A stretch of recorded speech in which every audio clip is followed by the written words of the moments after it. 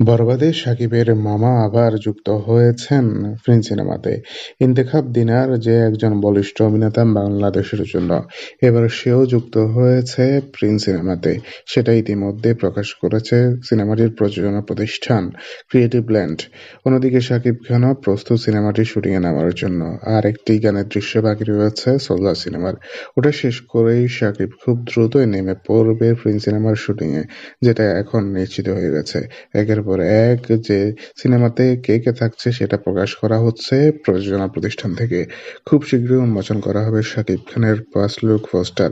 সেটারও খুব তড়িঘড়ি করে প্রস্তুতি নেওয়া হচ্ছে, কারণ আর বেশি দেরি নেই ঈদের। নতুন বছর আসতেই চলেছে এবং কি সেখানেই থাকবে শাকিবের নতুন চমক। নতুন বছর উপলক্ষে হয়তো ফার্স্ট লুক পোস্টার আসতে চলেছে মেগাস্টার শাকিব খানের প্রিন্স সিনেমার ফার্স্ট লুক পোস্টার।